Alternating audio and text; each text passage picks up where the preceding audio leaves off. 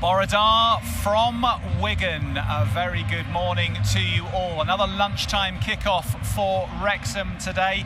A 12:30 start against the Latics as their run into the end of the season gathers momentum here in Lancashire. Ryan Lowe's side lie in wait for Phil Parkinson's men. A team struggling at the wrong end of the League One table, still with plenty to play for themselves as they try and ensure survival for another season in this division. For Wrexham, of course, it's very different aspirations. 4 wins and a draw will guarantee second position and promotion.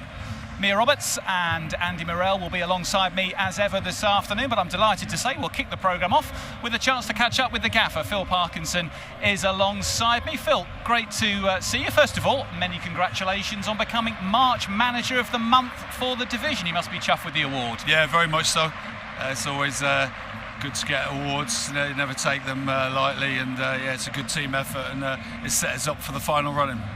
Wigan Athletic, the first step in that final run-in today, Phil, and I know you were down scouting them, making the long schlep to Devon to Exeter City on Tuesday night. What did you learn from your trip? Yes, it's always good to go and watch teams yourself, especially where new managers come in as well. Only been in near 4 or 5 games, and yeah, he's changed the shape of the team. They've gone 3-4-1-2. It's freshened up the midfield today, but I still think it'll be that shape. So yeah, it's good to look close hand. Obviously they're a team themselves at the start of the season would have been expected to be in and around the top 6, so that they're disappointed with where they are. Are they safe yet? They're probably close to it, but you never feel that when there's only 5 or 6 points between you and the bottom 4. So yeah, there's a lot to play for both teams. Many supporters might look at the table, Phil, and think Wigan are down in the lower reaches. This should be a game that Wrexham win. But when a team are fighting for their lives still, I'm guessing that's going to bring a different dynamic too. Yeah, of course, there's no easy games. We've stated that many times in these interviews. And if you start thinking that, then that's when you come unstuck. You know, Wigan probably, with the players they've got, have underachieved this season. They should be closer to the playoff zone. So we certainly not take them lightly. We're giving them the utmost respect. But yeah, focusing on what we need to do today. You've named an unchanged starting 11 for the 6th game in a row, Phil. How important is it for you managerially to have consistency of selection and of system at this stage of the season? Yeah, I think you know, combinations around the pitch, the more they play together, the better they become. I think the Longman, Dobson combination play with Maxi supporting is getting better. Obviously Rodriguez and Smith, we've seen that, and the other side, you know, Brunty, Rathbone and McLean stepping in with the ball, and yeah, so obviously a couple of injury doubts, but both the players who are doubts trained on Thursday and Friday and are 100% ready to go. So that's Jay Rodriguez, who had the calf issue, yeah, and George Dobson with the gas shin. Yeah, both fit, fully fit. Yeah. And looking at the way that the games are falling now, Wycombe also playing at lunchtime, is it a good thing for you to have them playing concurrently, do you think? To be honest with you, Chris, I'm not that bothered either way, because I said to the lads yesterday, let's concentrate on what we've got to do. Don't expect any favours, and just be mentally and physically ready to go to the last minute of the last game. And let's see if it's good enough in a few weeks' time. But whether Wycombe kick off the same time as us or later than us, we've had all different scenarios in the last few years, and we've dealt with them all, and we're going to deal with this one today. Phil, thanks so much for joining us. Look forward to seeing you post-match. Thank you. Cheers. Thank you very much. Wrexham manager Phil Parkinson, as ever, doing his due diligence on today's opposition. Exeter is about as far as you can travel from Wrexham, but Phil making the long journey down midweek to have a good look at Ryan Lowe's team ahead of today's game. Mia, Andy, good afternoon to you both. Nice to see you. Thank you for nipping out dexterously to let the manager in there. Best start to the programme we've had, I think. Well, I didn't want to say. Andy, back to Wigan this afternoon, a Premier League ground, of course, not too many years ago, a place you've played yourself. A great theatre for Wrexham this afternoon to come and show what they can do. Yeah, another proper ground in a good division, and I'm sure all the players will be looking to this one to go, come on, we can just keep our pedal down, if you like, and our intensity up. And we've got a huge following as well. They've been noisy already, haven't they? An hour before kick-off, so you can hear them right behind us. What timing that was. They're going to be really, really needed today, because this is going to be a tough game, despite the you know, the languishing 18th in the league, Wigan. They've still got a new manager. They're still looking to impress him. So this is going to be tough. And as Andy says, Mia, right behind us here in the North Stand, the Wrexham fans already in good voice. 45 minutes before kick-off in such a big stadium, having such a big following, if they're loud today, could almost make this feel like a home game. 100%, and I think that's something Phil Parkinson touched on during the week, you know, saying how Wigan aren't typically this season sold out at home. So for Wrexham today, their fans, I think over 4,500 here today behind us in that stand. If we can make this into a bit of a home game, then that's a massive advantage for us, and I'm sure they're going to be absolutely on it from minute one. I mean, like Andy says, they've already been singing really loud as the players have come out then, so no, it should be an absolutely amazing occasion today, and hopefully we give them a lot to cheer about. Here's hoping. Well, let's have a look at the confirmation of the Wrexham starting 11 today, because as I said to Phil in our short interview just now, he has named the same 11 for the 6th consecutive match. So that again sees Arthur Okonkwo in goal, Lewis Brunt, Owen O'Connell and Max Cleworth, the back three. Ryan Longman again gets the shirt at right wing back ahead of Ryan Barnett. James McLean against the team he played for and captained is at left wing back. Matty James, George Dobson and Ollie Rathbone in the middle, and again Sam Smith and Jay Rodriguez up front. And that is certainly a combination which has worked for Wrexham since their arrival at the club. Wrexham achieving over 2.2 points per game since Smith and Rodriguez came in at the start of February. The Wrexham bench includes Callum Burton, again preferred to Mark Howard as sub-keeper. The other substitutes are as per the victory against Burton Albion. Well, we chatted last week about the business end of the season. We felt after the Burton game, Andy, that the two results that day, not just Wrexham's win, but the defeat for Wycombe, really gave Wrexham a little bit of a gap at the top of the table. But fair play to Wycombe, they went to Huddersfield in midweek and they picked up a very good away win. So the gap is back to 3 points, but of course, still very much Wrexham's in hand. Yeah, I think a massive credit to Wycombe to go to Huddersfield and win there, because they've really kept the pressure on. And you know, if they go and win the last 5 games and end up getting this second spot, then fair play to them, because the run-in for them is a difficult one. But it's still in our hands, do you know what I mean? And that is where we've wanted it from the start of the season. We've not had that. We've always been the chaser, but now we're being chased down. And can we handle that really difficult position of teams wanting to be better than you and chase you down? So I think it's a different dynamic for us, but I think the experience in our changing room will certainly help that. Let's have a look at that League One table then in full, just to remind us of where we start today, because as we were discussing with Phil, Wigan still have a lot of important games to play this season. They have got relegation worries over their shoulder, so they are lurking in the lower regions of the table. They perhaps need 3, maybe 4 more points to get themselves away from that trapdoor. But at the top of the table, we can see there Wrexham with that 3-point advantage over Wycombe Wanderers, same games played. So 4 wins for Wrexham and a draw from the last 5 will be enough, whatever Wycombe do in that time. We also often spoken about the gap to the 7th placed side, and Wrexham with a 15-point cushion with 15 points up for grabs. So Mia, mathematically a playoff place, not guaranteed yet, but 99.999% at worst Wrexham will be playing in those playoffs. Yeah, and hopefully it is at worst, because that's not where we want to be in this current moment. We want to stay in that second spot, and you know, hopefully looking at that run in, you'd like to think we've maybe got slightly easier, but then, you know, given the last few games, you just can't read into that too much. So I think it'll be a really interesting end to the season, and you know, by no means do I think either team are going to win every single game. I think if they do, then that would be pretty remarkable for both sides. But you know, I still think there's points to be dropped for us, Wycombe, and probably Stockport and Charlton below us too. And I think that's what makes this league, you know, so fascinating to watch. And obviously I hope we can get it wrapped up hopefully as quickly as possible. And you know, I just think, can we hit that 90-point mark? I think that's the sort of aim. That's got to be the target. But yeah, it just builds itself up for a really interesting few weeks of football, doesn't it?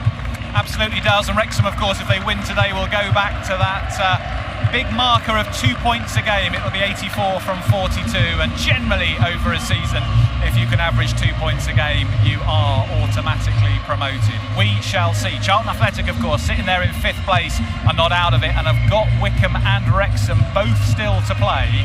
So although it's a bit of a margin and it would take some going from there, Charlton not totally out of it either, and that same goes for Stockport County. Now at the bottom of the table, as we mentioned, Wigan Athletic are needing to still find a few points to keep themselves away from the bottom 4. They sacked manager Sean Maloney at the start of March, bringing in Ryan Lowe and his former strike partner from their days playing together for Bury, who had managed successfully at Plymouth and at Preston North End.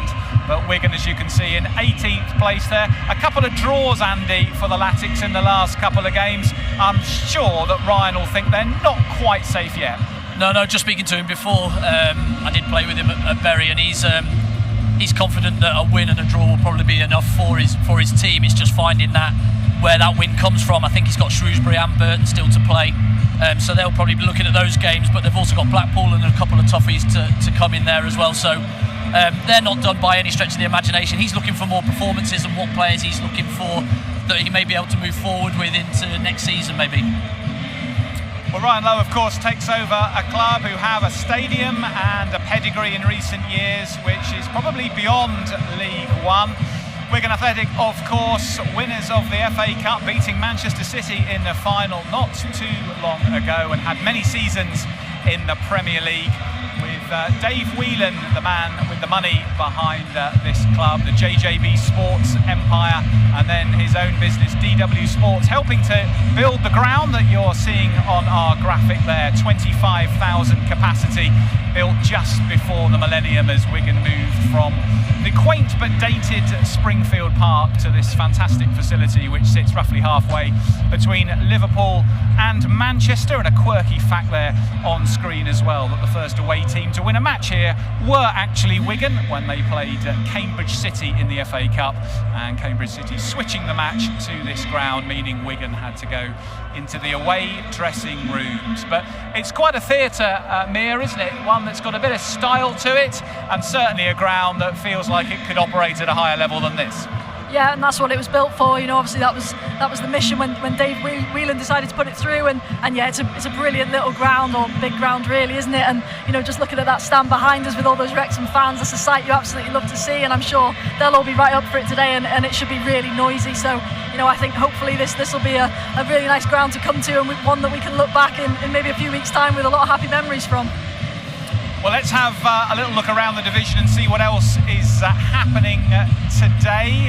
As we mentioned, Wycombe Wanderers are the other lunchtime kickoff. They are a 12:30 start against Stevenage. Stevenage, of course, who came to Wrexham and won not that long ago. Alex Ravel's side certainly capable of causing the odd upset, so we'll keep close tabs on what's happening there in Buckinghamshire. That one a 12:30 start, as they say. The rest of the games in the division are all 3 o'clocks. Barnsley facing Bolton, Bristol Rovers against Exeter in a southwest derby, Burton up against Huddersfield, who've lost their way really since Christmas. Cambridge United struggling in the bottom 4 against Charlton. Crawley face Orient. Lincoln against bottom of the table Shrewsbury, who look destined for League 2. Northampton squaring up to Reading, and Stockport have Rotherham United in town this afternoon. So we will have a lot more clarity on the League One ups and downs potentials come this afternoon, as we really bubble up towards the end of this season. Well, Wrexham, of course, have already faced Wigan Athletic this season. It was in the depths of winter, just after Christmas, and it was at that time of the season when Steve Fletcher kept coming off the bench and winning matches in the last throes of the game. There he is on screen, Wrexham's talismanic substitute, who again is on the bench today. And that particular occasion, Ryan Barnett's deflected opener had been cancelled out by Joe Hugill before Fletcher entered, chested a ball down and swung his trusty left boot at it to send Wrexham into the new year in good spirits. That was a good afternoon, Mia, and certainly the period of the season, every time Steve Fletcher seemed to come on, a goal seemed to follow moments later. Yeah, I mean, he's been such a good weapon for us to use so far this season, and his record against Wigan is pretty remarkable, really. I think it's one of the teams he's scored most against. I think he's got something like 9 goals and 13 appearances against them. So, hopefully he can build on that again today. But no, I thought like I say, he's been so good for us this season, and even last week showing his quality, coming off the bench earlier than usual for Jay Rodriguez, and being able to do it for a bit longer in a game. And yeah, he's been so good for us this season. Hopefully, like I say, he can come off that bench again today and get something for us. He was talking about in the press this week, wasn't he, about how much he's enjoying his football at the moment, and how much is part of this role that he's got at the moment. It's one of his favourite times in his career, which is amazing considering you're only playing sort of 20-30 minutes in a game. But he understands his role at this football club, which is coming on, either changing the game in our favour or winning a game for us. And he's been so pivotal, like Mia says, that could he do another year? What do you reckon? I reckon he's got that in his locker, certainly, just to take us through and up. But again, a key part to play here again, I'm sure, today. Did you have a spell towards the end of your career, Andy, where you were used predominantly as an impact sub? I was picking myself. Well, you can control it at least. Yeah. So I was in and out a lot more, and I quite enjoyed that role of coming on and helping the team, whether stay in a game, win a game, keeping the ball at the top end of the pitch away from your goal, or trying to nick one and create one for your team. It is quite a nice little role if you understand it. It's horrible when you're a 23-year-old, 24-year-old, very different, desperate to play in games and get your career off the deck, whereas he's just coming to the back end and he just. The thing for me is he understands where his position lies in this squad, and he knows it completely, and he's very, very good at it, and that certainly helps the group. And clarity of role, Mia, in all sports is so important, isn't it? Whatever sport you look at, if you understand how you fit into the wider system and the squad, and you're at ease with that role, that makes a huge difference to what you can bring. It absolutely does, and I think that's something that we're probably seeing over the last few weeks, and hopefully we'll see going forward towards the end of the season now, with obviously this unchanged 11 and pretty much unchanged full squad as well. So the lads in there, they know exactly what their jobs are to do, and even the ones that are coming off the bench, they know if they can make that impact. You never know, you might be in that 11 next week if you do really well. And like we saw last week as well, obviously the 2 coming off, we thought that they might be a bit more serious injuries. Thankfully they're not, but you saw the ones who came on, Elliot Lee, Ryan Barnett and Stephen Fletcher, were absolutely ready to go, and that's what you need in a squad for when you're heading towards the massive part at the end of the season, especially when you're pushing for promotion. Well, Mia, you mentioned last week that was Burton Albion's visit to the Stoke Kairas. It was an eventful afternoon. It took Wrexham a while to make the breakthrough, but in the end, 3 precious points were banked with a bit to spare. Wrexham continued to come forwards. Looked like it could have been a foul by Chalk on Rodriguez, and the ball drops loose. Oh, now that's a foul on Dobson by Webster. It's a late challenge, and the referee has got a decision to make. Webster certainly went in on the stretch. It's a red. Burton down to 10 men in the 10th minute. I think that's the one, because we're right behind it here, so Webster's body is hiding where and how high and how late his foot was. Goal kick taken long again. Tacked well by Brunt, flicked on by Fletcher. Smith is on the chase down the left. Crocombe's coming out, and it's a penalty, surely, yeah. Well, Crocombe committed himself, got nowhere near the ball, took Smith out, and after all that patience, there's a long ball over the top that gives Wrexham the big chance. Short run up. Referee has gone across. Come on, Fletcher. Everyone at the box. Crocombe dances from side to side. Fletcher, with the Burton fans booing, ringing in his ears, steps up, left-footed. Yes! Wrexham get an invaluable goal. Stephen Fletcher strikes again, and Wrexham have finally got that breakthrough. 19 minutes left. Wrexham hunting in packs to press, and Dodson makes a mistake. Smith driving, hits an early shot, unlucky, just wide. Passing channel, but then Gordon Malifa's touch is horrible once he receives the ball, and Longman feeds a good ball. Smith, great run round the back, he's onside, 1-on-1. Smith, left foot, 2-0. Wrexham are taking control. What a lovely ball by Longman, brilliant run by Smith, and he slots it home. Wrexham 2-0 up, a cool finish. You pay the money for someone who takes chances like that. Barnett hooking the ball over the top, that's a good idea. Marriott is in, just to keep it to beat, takes a touch, drills it!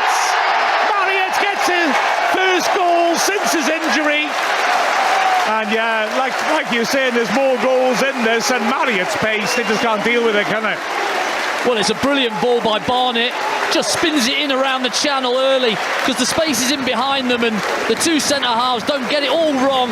And then it's 1v1. Can Marriott put it past Crocombe? Of course he can. Closing in on the perfect day as Okonkwo comes and just makes sure of his clean sheet by taking the free kick into the box. Wrexham 3-0 up against Burton Albion, and with Reading having beaten Wycombe, there is the final whistle and the celebrations can begin. Phil Parkinson acknowledging the fans, but on a sunny day here at the racecourse, Wrexham have done the business. A 3-0 win against Burton Albion.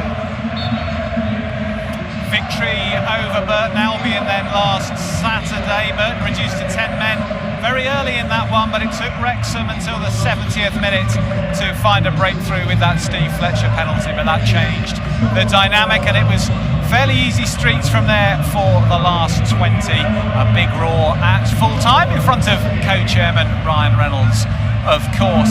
Andy, that took a little while to break down Burton last Saturday, and Wigan Athletic, a team who haven't conceded many goals in recent weeks. Are you expecting today that it may well be a game of patience for Wrexham to try and forge that way through?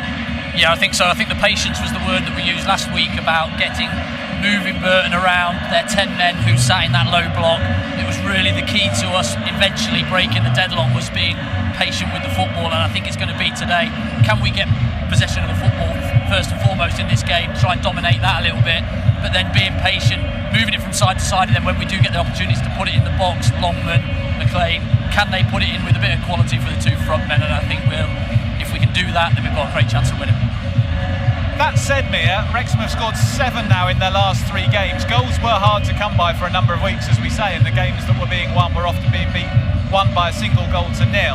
Now we've seen 2, then 2, then 3.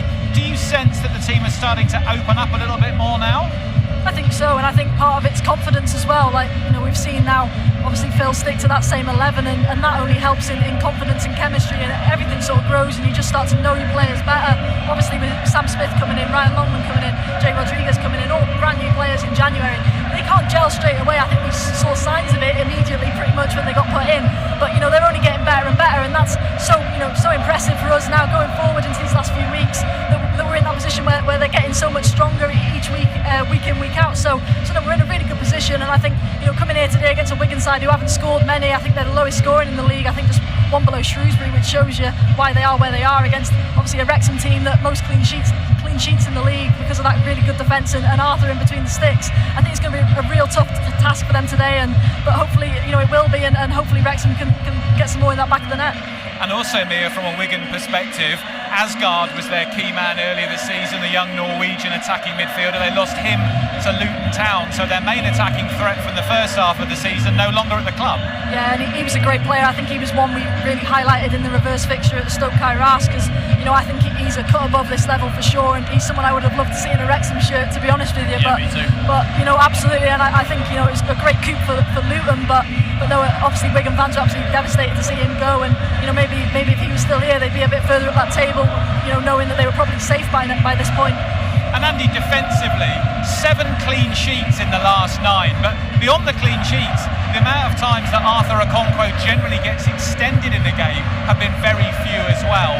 When you look at Wrexham's defensive shape, what elements of it stand out for you in why they have become so difficult to penetrate? Well, I think it's because they're playing regularly. You know, the same. We talked about those relationships that you get. O'Connell's been the mainstay, played over 35 games. Same as Max, over 35 games. Really, it's been Brunt or O'Connor on that side, hasn't it, all season, really? And if you get that, you understand each other, where each other's deficiencies are, where each other's strengths are. And I think also having somebody setting goal as well. Arthur's come back in, hasn't he, since he's had a long game out, and he's then just settled everybody down again. He's come back into a bit of form as well. So that solidity and not conceding goals, you win more football matches than you lose. Do you know what I mean? You're already drawing to start with, aren't you? So so key to our success this year. You know, I think even at home we've scored. Last season we scored 87 goals. We're going to score 43 this year, but we still won as many games as we did last season. So it's just shown how important it was to the way that Phil Parkinson structured us. this season compared to last. Well, Wrexham, of course, have visited this stadium before, but not for a while. There was, though, a notable meeting back in 2001, which is worth having a reminder of as we go into this afternoon's game. A cracker on that particular occasion, as you can see on screen. Keith Hill, Hector Sam, and a winner from Craig Falconbridge, who featured in our Played for Both series a little bit earlier in the campaign. A cracking afternoon on that occasion, with just over 1,000 Wrexham fans making the short journey up the M6. We know there's going to be at least 4 times that in this afternoon. Andy, any recollections yourself of that afternoon? Yeah, mixed emotions after that game, because I was 17th man, so I didn't get changed. And coming to a stadium like this, you want to be on the bench at least and affect the game. But I didn't get the chance. But brilliant game it was, and I remember Hector as well scoring in there. What a character he was, by the way. But a good player as well. But yeah, not very many memories of that game, but still a great stadium to come to, and a great stadium, and a good win that as well.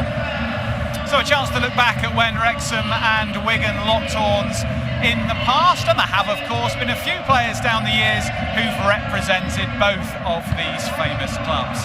Today's Played for Both feature is somebody very well known to my 2 colleagues on this panel. I had the chance to catch up earlier this week with Neil Roberts and to ask him first what it was like to make the transition from the centre of excellence at Wrexham into the first team environment. It was quite simple, really. Dream come true. Local boy, sort of having stood on the terraces, supported the club, and then playing locally.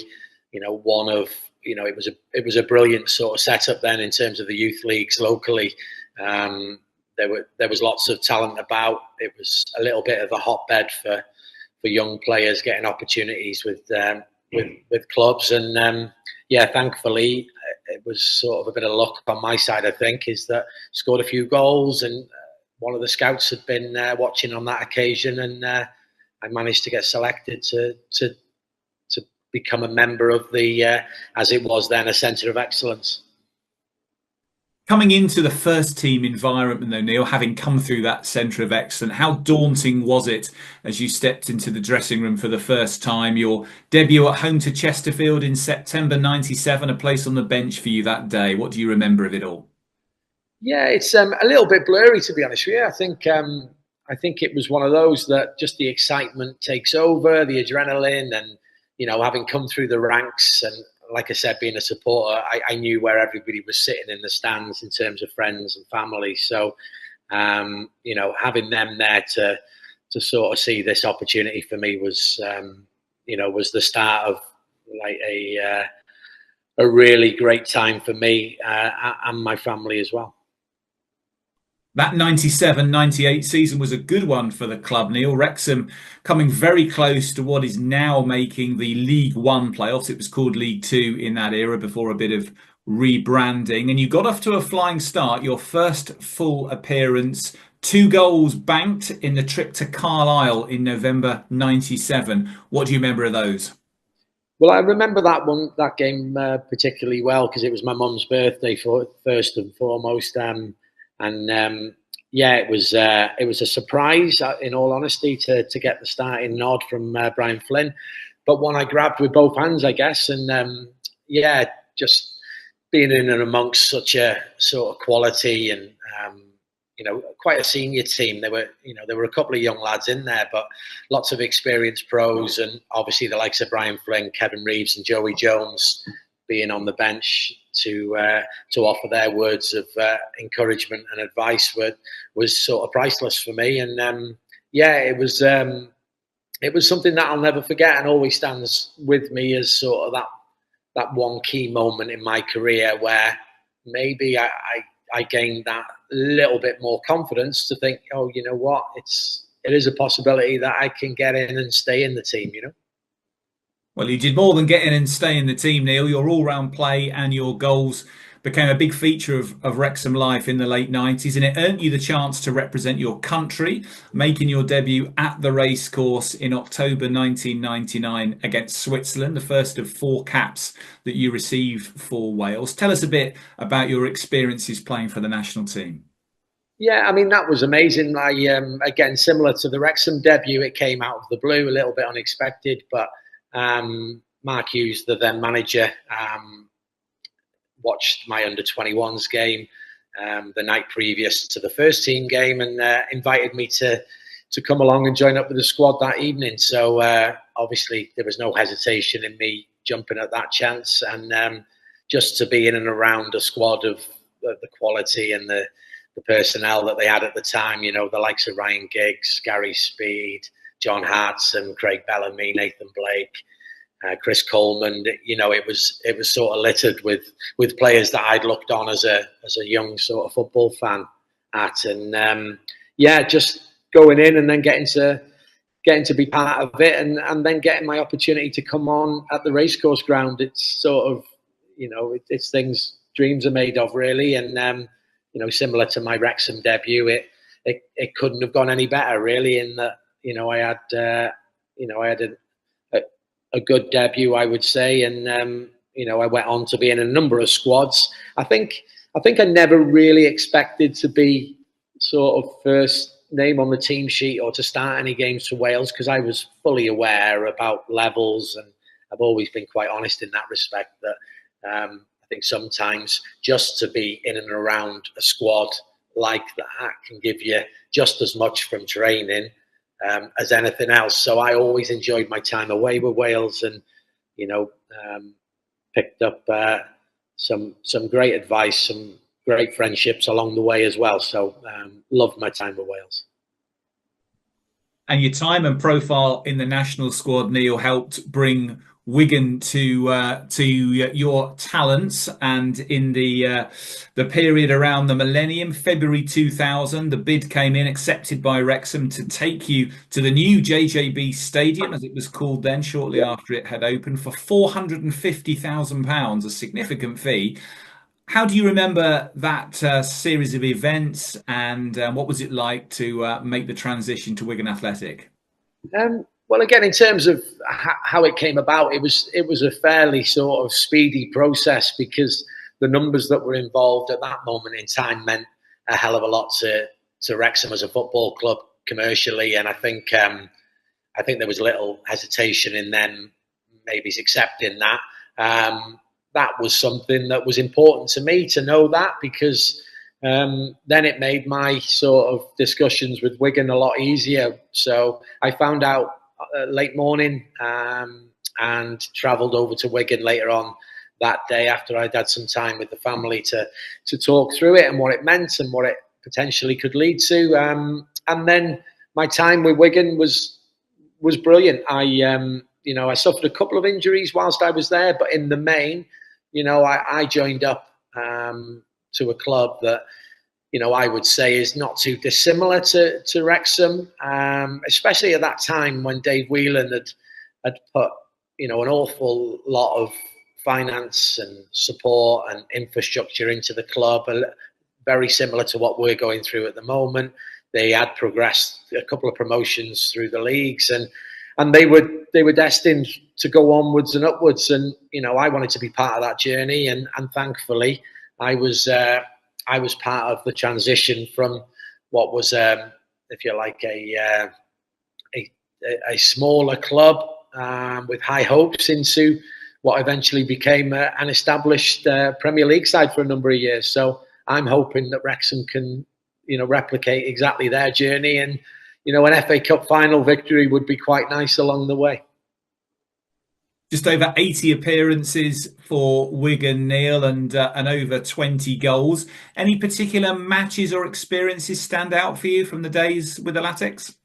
Well, there were a number of really good games. We were lucky. We had a couple of good cup runs and things like that.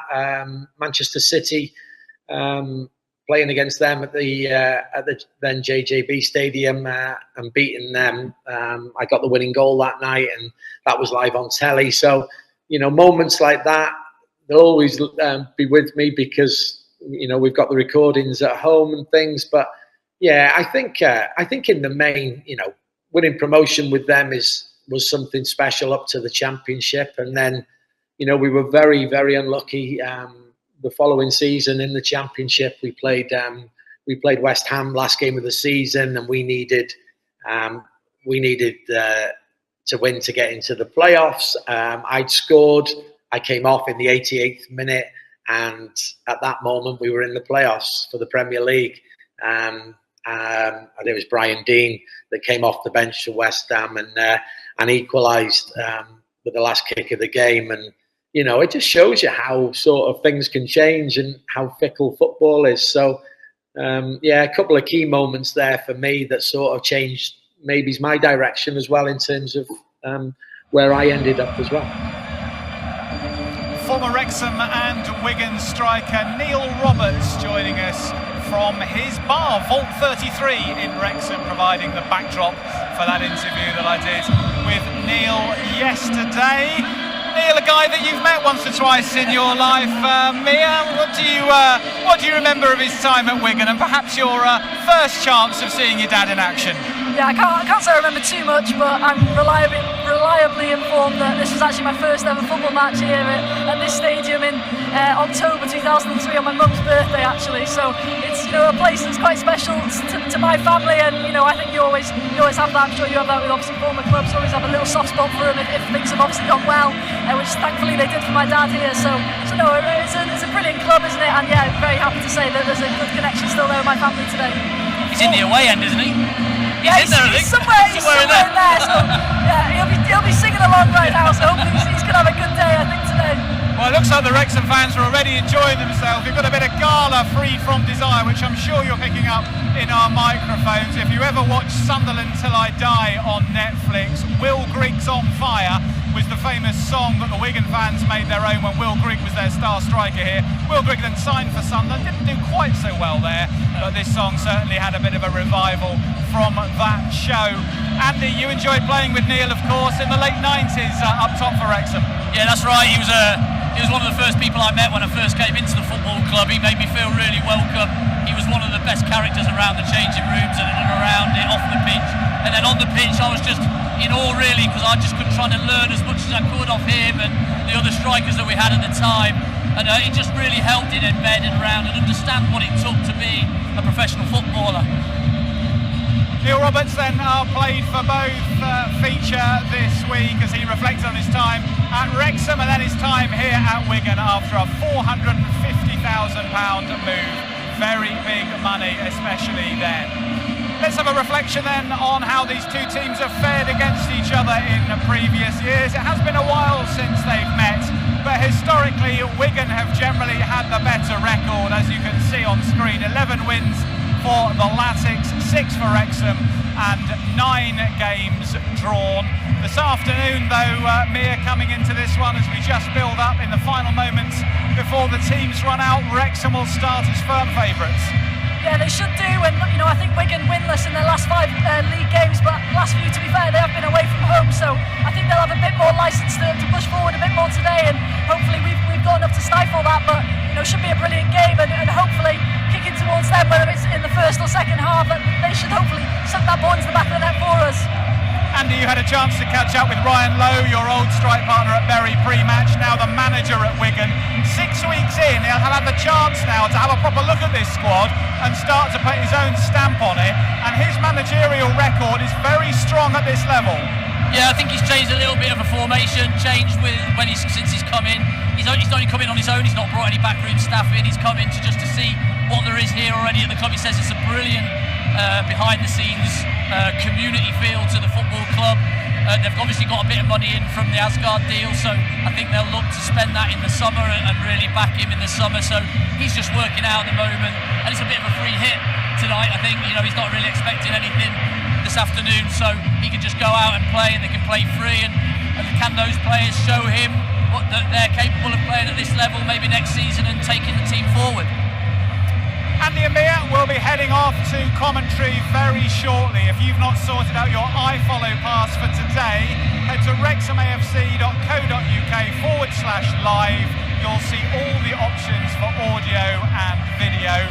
They'll be back with me, same link on YouTube at half-time to dissect the opening 45 minutes, then again at full-time when, as ever, we hope very much to get live reaction from the Wrexham camp. All right, 5 minutes to kick off then.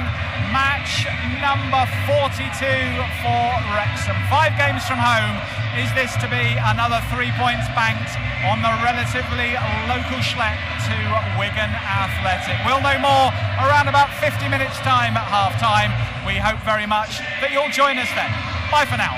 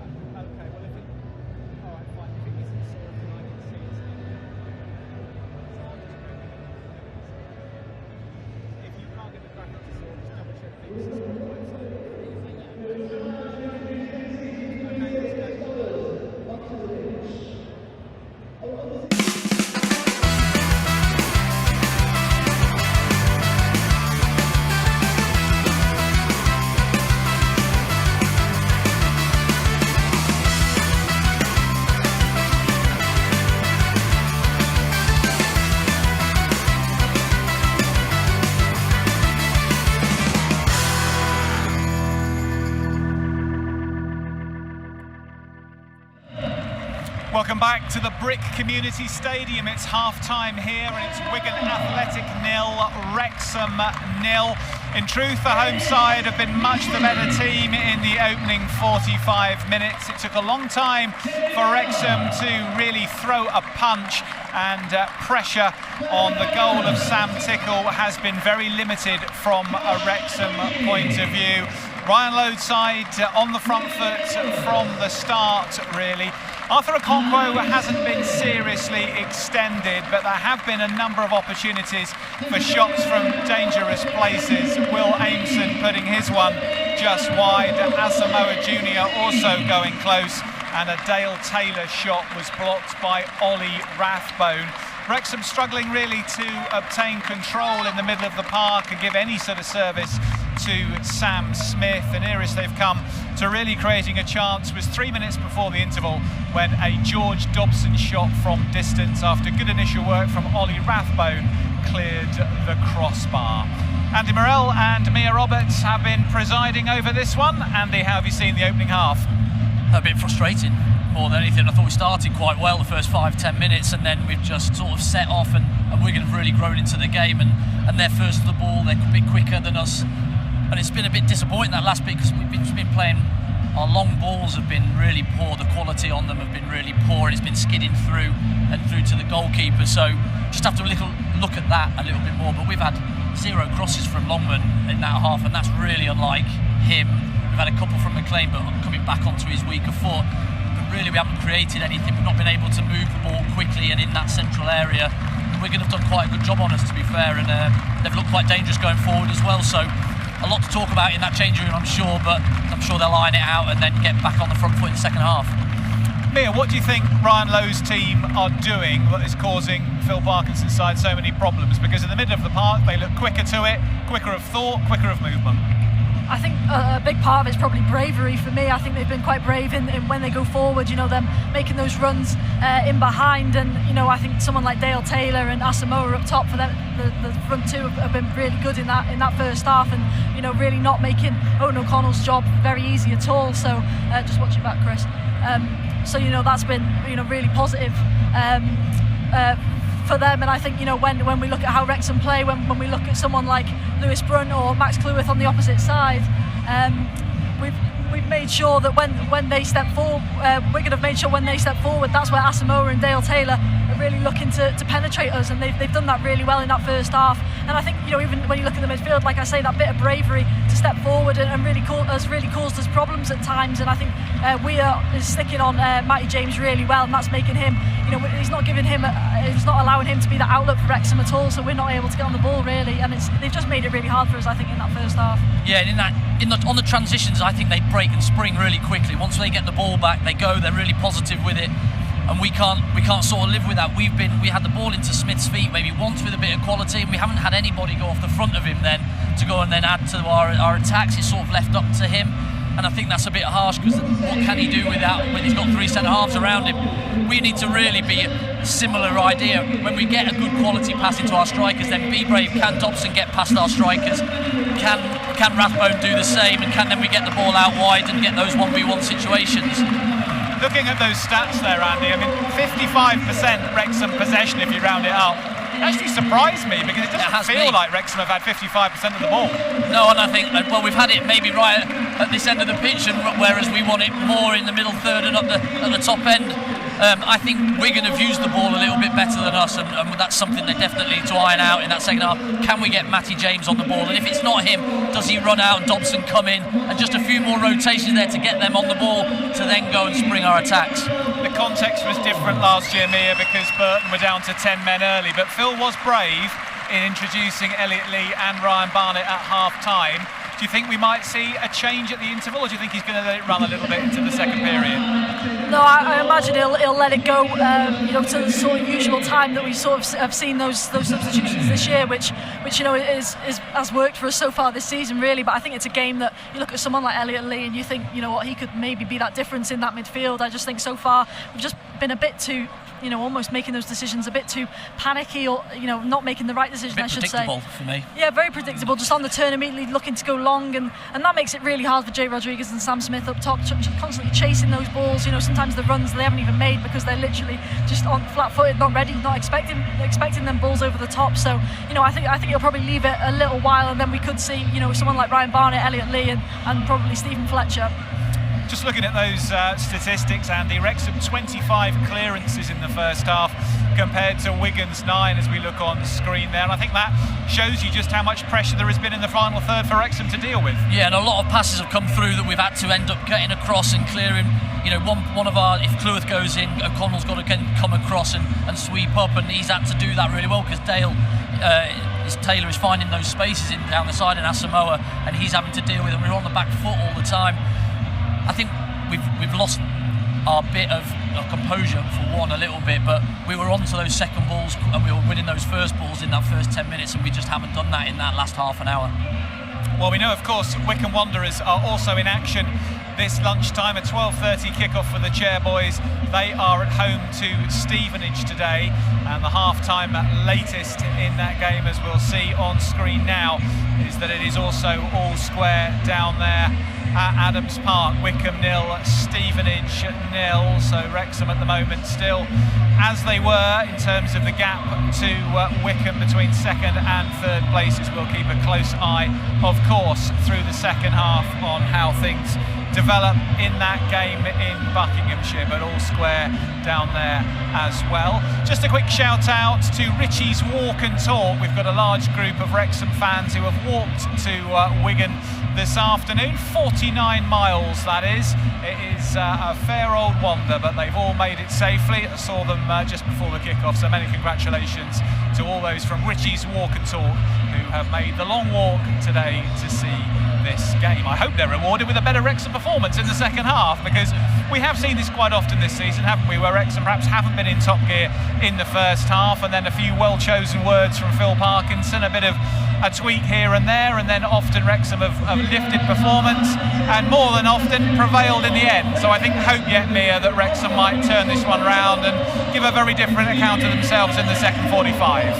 Yeah, plenty of hope. And listen, I don't think that's not the worst performance we've seen so far this season by any stretch of the mile. I think we'll just be disappointed with how we sort of let Wigan grow into the game, and for them, we don't want to give them confidence or anything that they can sort of cling on to it in this game. I think, obviously we're in a position where we're looking at them as a team that haven't scored much, so they haven't got much confidence when they are going forward. So if we can just make sure we keep nullifying that as much as possible, then that's got to be the plan going forward. But no, I think going into the second half now, I think hopefully we can give those fans behind us a bit more to cheer about. We haven't given them much really in that first half to get off their seats for. And Andy, just finally, we know Wigan aren't that free scoring, so if Wrexham can find a way of getting the opening goal, and with the quality of defence that we know that they've got with 7 clean sheets in the last 9, you'd probably back them to have the organisation to be able to see it out. Yeah, absolutely, but Wigan haven't conceded many goals in the last 5 or 6 games anyway under Ryan Lowe, so I think both teams are very, very cagey. They start with that basis of we're not conceding, and if we can nick one, we can do. We just got to be a little bit more expressive up that final third of the pitch, and can we be a little bit more creative? I think you look at Barnett, Elliott Lee, I think those are the two that you probably look to at the moment. Fletcher will be maybe a turn to as well, who's got goals that I think he'll look to them 65, 70 minutes and look to take the game away from Wigan. Andy Meir, thank you very much for now. So Wrexham in need of a bit of inspiration to try and unlock this Wigan Athletic side, who've had the better of the opening exchanges. But can Wrexham find another gear in this second half and register another away win? Time will tell, and we'll be back here to pick over the bones as to whatever happens in the second period in round about 55 minutes time or so. Join us here, back on the same link on YouTube then, and we'll get reaction too from the Wrexham camp. We'll see you later.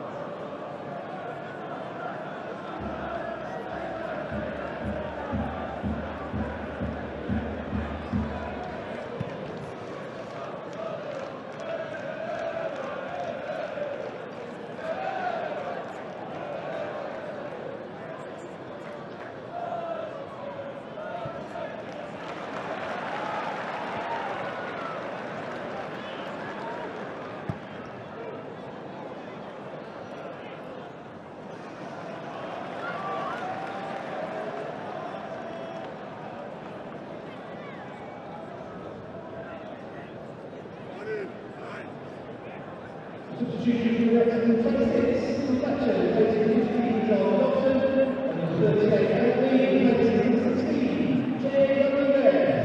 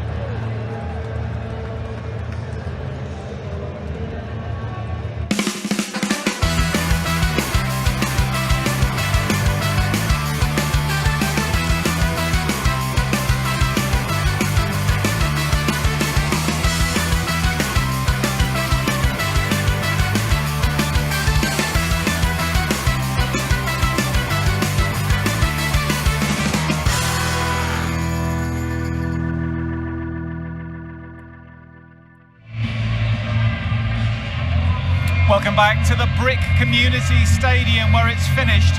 Wigan Athletic 0, Wrexham 0. No way through for Phil Parkinson's side. A game of relatively few chances, and Wrexham have to be content with a point. Elsewhere, Wycombe Wanderers are putting all the pressure back onto Wrexham because they have won by 1-0 in their fixture against Stevenage. It's still in Wrexham's hands, but 4 wins are now required from the last 4 games to guarantee second place for Phil Parkinson's men. This was a game of few opportunities. Wrexham had their best period just after half-time. In that 15 minutes, there was plenty of pressure with Ryan Longman applying a lot on the right-hand side. He got into a number of good positions, but in truth, Sam Tickle wasn't seriously extended. The best chance of the match came in the 64th minute. Melise Asamoah breaking clear and an excellent save from Arthur Okonkwo at his near post to deny the Wigan striker. That made it 8 clean sheets in the last 10 games for Wrexham. If they are to make it up into the promised land of the Championship, it will be a promotion that's been very much built on defence. All square then here at the end of 90. Mia Roberts, your reflections. Frustrating, I think, is probably the first word that comes to mind, really. Listen, I don't think we did too much to maybe deserve the win in total truth. I thought, Wigan posed as a real sort of danger, particularly Asamoah. I thought he was outstanding today. Caused that back line a lot of problems, and probably unlucky not to get something from it for himself, whether that be a goal or whatever. But I think, again, we've shown why we are where we are in terms of defensively, just stood up tall at times, but then just lacked that bit of creative, that little bit of creative spark, a little bit of magic at the top of the pitch, and that's what's cost us 3 points today, which is a shame. Obviously now seeing the Wycombe result, which makes it a bit more painful to take, I think. But I think you'll look back on it in the week and probably think, what, we have to take a point from that. It could have been a lot worse. Could have been leaving here with nothing today. So hopefully they don't get too down on that. But yeah, a tough one I think today. But hopefully going forward into the week, then maybe they won't see it so negatively. And it was a match short of attacking opportunities for Wrexham, but perhaps the biggest talking point in attack was a shout for a penalty 5 minutes after half-time. Phil Parkinson flew off his bench. He was vehement that it was a handball in the Wigan box. How did you see that incident? Well, his hands are down by his side, but the more you look at it, it does hit his arm. So is it a natural position? I'm not really too sure on the rules these days of what that means. It does hit his hand. He is in the box. It does stop the ball from carrying on to where its trajectory would have taken it. So yeah, it probably is a handball, but we haven't had some decisions this year, and that's another one maybe that Phil Parkinson feels a little bit harsh on. We seem to have had more talking points around penalties given or not given in the last few weeks than we have pretty much the whole season. Yeah, I just don't know about that one, but I've certainly felt that the first half an hour of this second half we were loads better. Loads better. We got Longman on the ball. He had 2 crosses within the first 2 minutes of the second half. We were a lot more positive. We just didn't really create. We didn't have a shot on goal, did we today? Dobson in the first half had shot over the bar, but we didn't create a chance. Yes, we had a couple of balls drop in the box that didn't quite fall to us, but we didn't create that opportunity to score. And I'm like exactly where Mia is. I didn't think we deserved to win the game. Maybe we didn't deserve to lose it, but we still didn't look like we were that creative at that top end of the pitch, which disappoints really, because that's why you come to watch a football match. Well, absolutely, and the stats would reflect that, Andy. We're looking at those stats on screen at the moment, and no shots on target from a Wrexham perspective, just 2 from Wigan. That Arthur Okonkwo save from Asamoah, certainly the closest that we came to a goal. But the XG stats, 0.57 for Wigan, 0.33 for Wrexham here, which would pretty much say to you neither side probably deserved to win that game. No, it wasn't the nicest of ones to watch from the ones we've seen so far this season. But yeah, I think that's the sort of end of it, really. I think you just got to come away from it knowing that, we weren't at it. We didn't really deserve that win, but we've come away with a point. And at the moment, that's what separates us and Wycombe. So that could be a massive point come a few weeks' time. I agree. I think it's a massive point. You're away from home. You pick up any points at this stage of the season. Yes, we've got to win them. If we win them all, it's ours to take away. But you take the point and you move on and you look at the next 4 that we got, and can we win those? There's going to be a a ridiculous roller coaster ride in this next 4 games. So bolt yourselves in, because it's going to happen. We're going to get late goals like we have had today. We're not going to win, but we're going to draw. It's going to happen, but can we get enough points in the bag to take us over the line? Yeah, well, this always looked a tricky one, didn't it, Mia? Yeah. Because Wigan have improved under Ryan Lowe. They've had 2 good draws at Leyton Orient and Exeter on the road. They're tough to break down, as we know. They're trying to inch their way from relegation. So I think on paper this probably looked the trickiest of the last 5. If you think there's 2 at home, and our home record's been so good this season, Blackpool away probably are going to have to be content with mid-table. Lincoln are definitely mid-table. So you'd perhaps say of the last 5, this maybe looked the hardest on paper.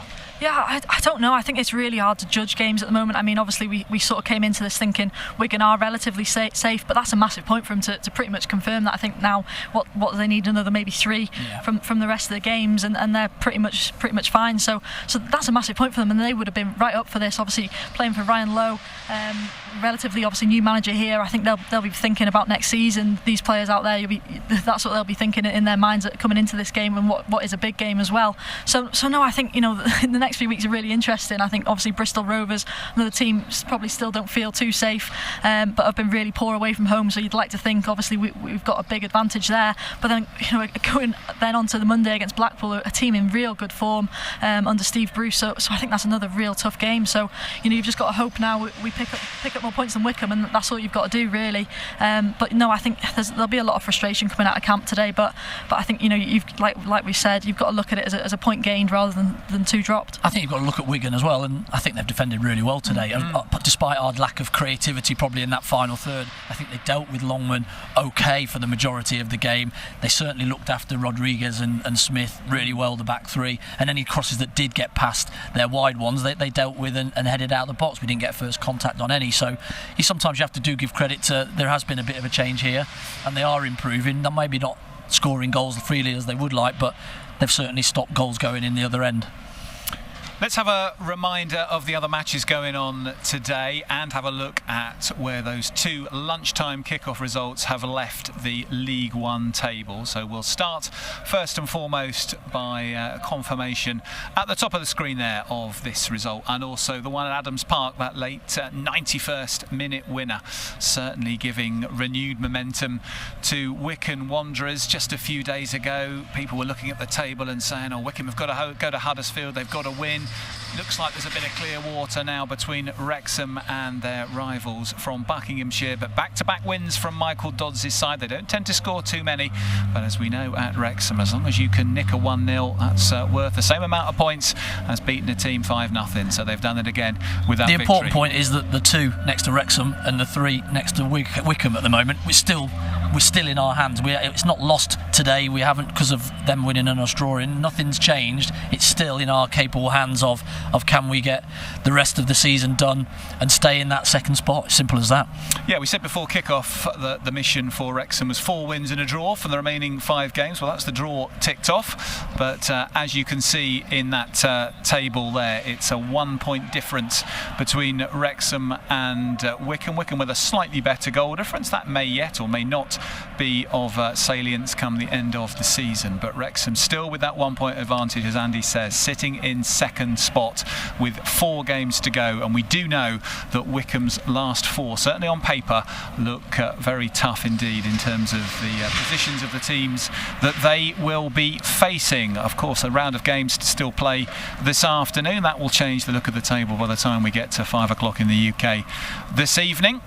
Let's have a look at the bottom of the table, because that extra point for Ryan Lowe's Wigan Athletic just helps to nudge them up to 47 points. They've got a better goal difference, as you can see, than all those teams beneath them. So they are drawing their way at the moment away from trouble, and it looks like that. And also, none of those teams at the bottom are winning, are they? There's the odd W in there, really, but none of them are in ridiculously good form to get 8 points change around in the last 5 games. And as Mia says, Bristol Rovers there with those 5 defeats on the trot are next up for Wrexham on Good Friday. We are back at the Stoke Kairas, so Bristol Rovers at home next. Then it's the trip to the seaside to face Andy's old club Blackpool on Easter Monday. Charlton Athletic at home on the 26th, and then Lincoln City over at Sincil Bank on May the 3rd. That's the last 4. There may of course yet be 2 more after that, or possibly 3 more if Wrexham end up in the playoffs, but all hopes still are on finishing in second place. Mia, Wrexham brought 4,700 fans across this afternoon. They made a good noise behind us in this now empty North Stand. What do you think the prevailing emotions will be as people get back into cars and buses on the way out? Yeah, I think probably disappointing. Obviously, that first half kicking towards them sort of changes things. I know it sounds quite silly, doesn't it? But in the second half, when you're really going for that winner, I think kicking towards them might have given us that little percentage sort of gain. As ridiculous as it sounds, I think it definitely would have.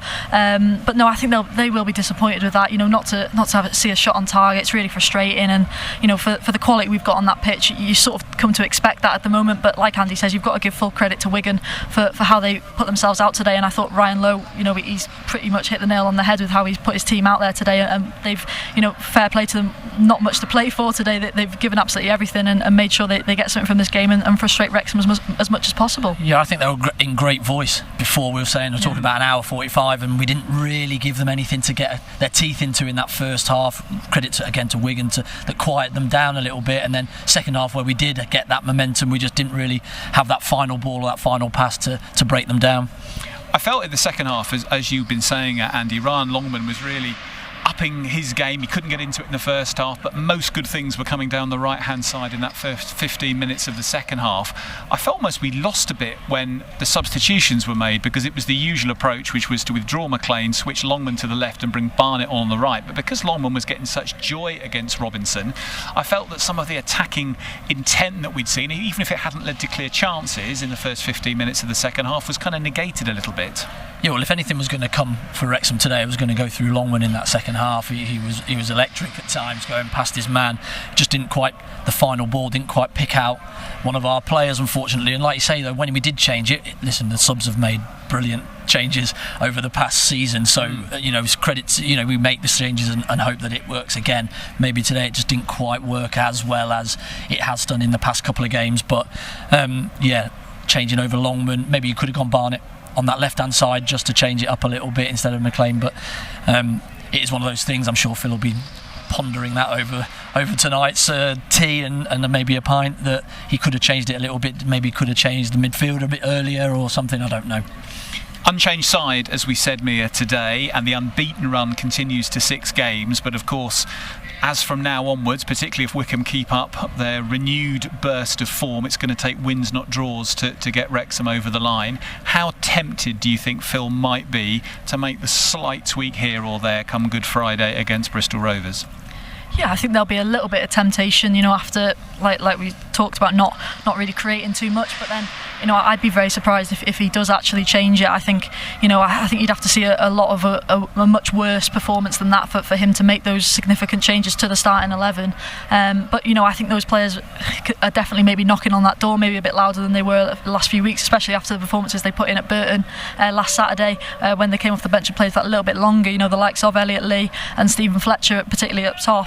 But no, I would be, like I said, I'd be very surprised if he does make those changes on Saturday. But you never know, and that's the thing that can sort of go in your favour at times. I think if we don't really have a clue, then you'd like to think, for Friday I should say, you'd like to think Bristol Rovers aren't going to know either. So yeah, it'll be an interesting one. But I'd be amazed. I'd be if surprised. He changed it, but I think Elliot Lee is screaming at him and banging his door down. Looked lively, didn't he, when he came on? Yeah, because he's got that forward pass in him a little bit more. Plays on a more riskier effort than maybe a Dobson. He plays forward. He played a great pass into Fletcher. Fletcher's touch wasn't just too great, but he does do that. He looks to play forward on his first. He does look to link and play that position, maybe a little bit more attacking than others. So at home, I think that would be the change. That would be the change for me. Yeah, I would agree. Obviously, he's not going to change. Arthur, back three, absolutely solid. Yes. Lewis Brunt has come back in and very much made that left centre-back position his own. Highly unlikely, I would have thought, to change the front two. The one that I would have said was the biggest question mark was, is there a Lee for Dobson argument at home against a struggling Bristol Rovers side to try and get that extra bit of attacking spark on from the start? Yeah, I think so. And maybe you're talking McLean as well. You could go with Barnett and go the opposite sides if you wanted from the start at home. especially. I think they're the two. I think the rest of the team is nailed down and ready to start, and he likes his changes from that set. Obviously they keep you in the game and then you look to win it late on, which has been the sort of the theory around pretty much the majority of the season, and they've certainly kept it really tight, haven't they, because they've been brilliant at the back. Because you look at a game like Bristol Rovers, Mia, and you think, well, you saw on the form guide there, 5 losses in a row for the Gas. They haven't played yet today.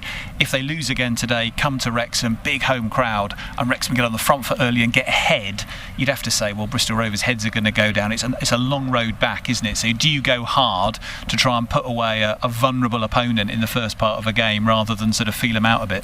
Yeah, well, I think that's always the plan, particularly when we are at home. I think we've become quite accustomed to watching us come out, quite fast and very strong. And I think when we do that, that's normally when we get a goal early and can, at times sort of sit back on that and rely on that a bit. And obviously with the quality we've got in defence now, we've become very accustomed to seeing that, and we can do it so well. But no, it'll be interesting, and it'll be really interesting to see what sort of 11 we see. I'd be surprised again if it is changed.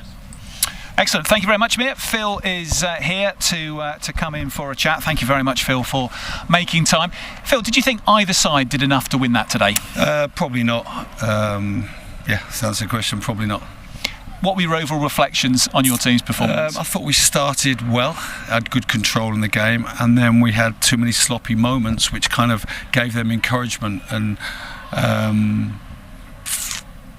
kind of played too many aimless passes, passed the ball out of play a couple of times, and that was disappointing. I think from the first kind of 10 minutes to half time, we gave the ball away too cheaply too many times, and gave them a huge lift. We felt the best spell that your team had in the game today was that 45 to 60 minute period. Ryan Longman got on the ball a lot, started creating down that right hand side. Did you feel in that passage of play a goal was coming? Yeah, I think we looked dangerous, and Longy was doing brilliant for us there. And you've got to respect them as well. They're probably a better team than the league position suggests, and they always have got that threat on the counter with the 2 strikers they've got, because they've got pace, and there was always that threat today.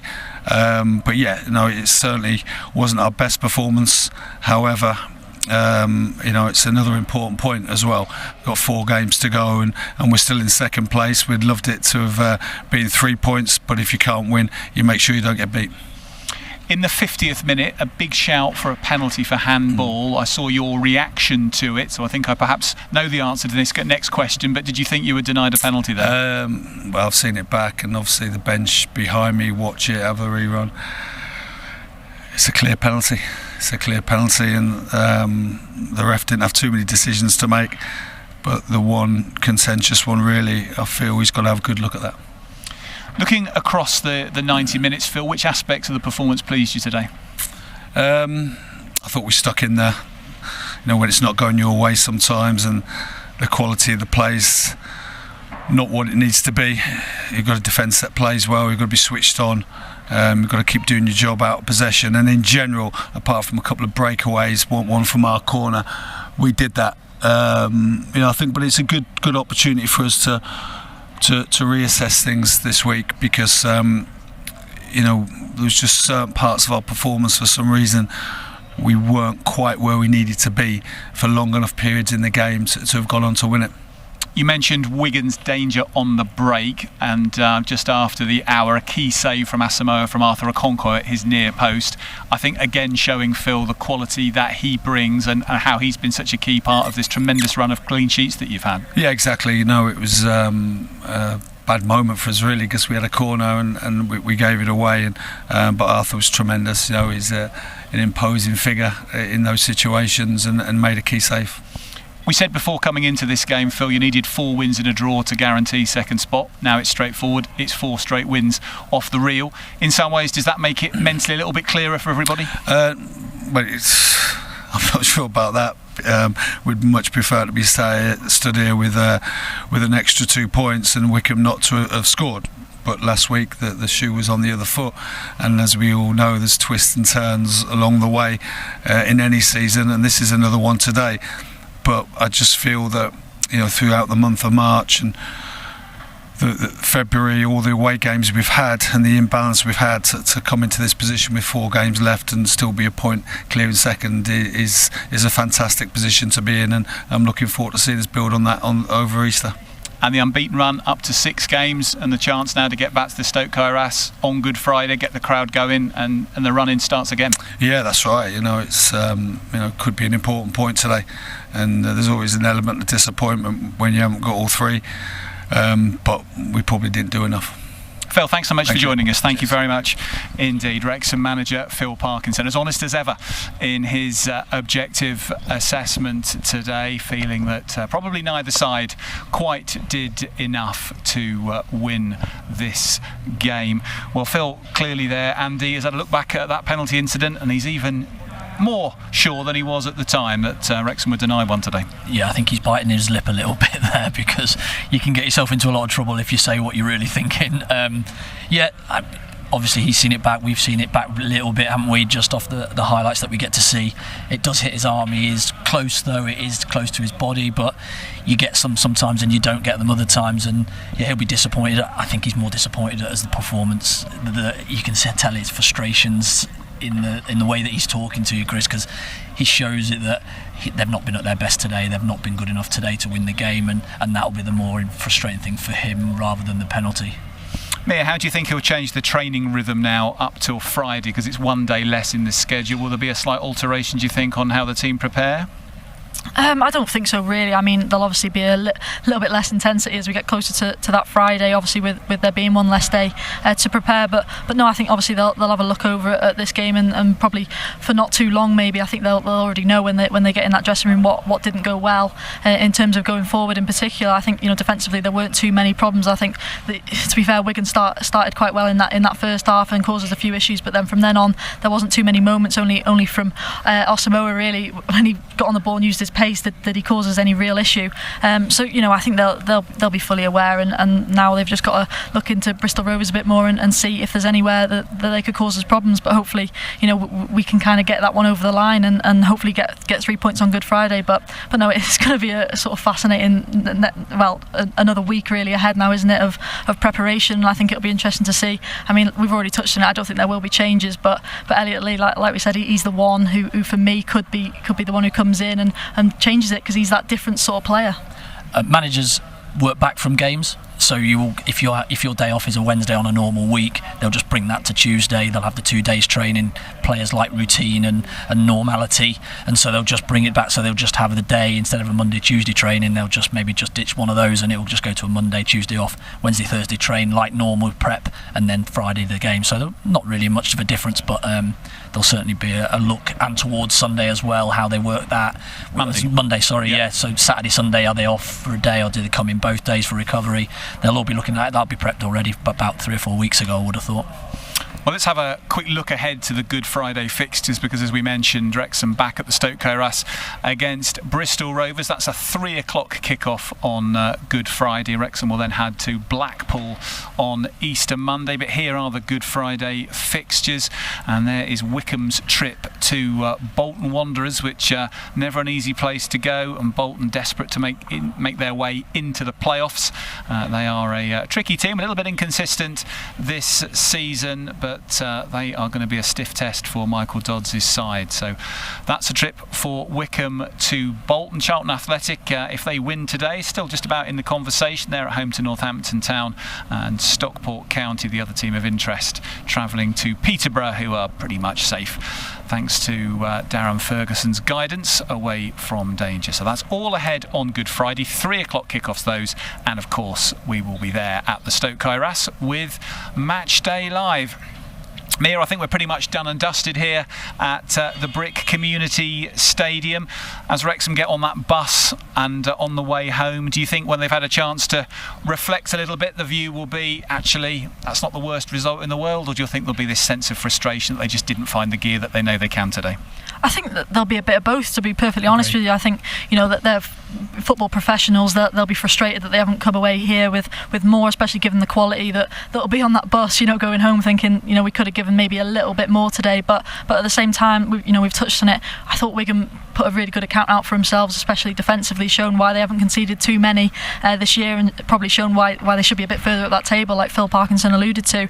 But no, I think there'll be that mix of frustration, but also a bit of relief maybe that they've come away with 1 point, which like we know, looking at that table, could be a massive point in a few weeks' time. We will learn in a few weeks how massive a point it indeed is. Andy Meir, thank you very much for your company today, and we will see Mia Roberts and Andy Morrell as ever back at the Stoke Kairas on Good Friday when Bristol Rovers are in town. Well, Wrexham made the short trip up the M6 today to Wigan Athletic, hopeful of banking another away win. But unfortunately, the Wigan wall was just too strong in front of them. Wrexham unable to find a way of knocking down a brick at the Brick Community Stadium. It's all square here in Lancashire. Diolch am wylio, and we'll see you on Friday. Goodbye.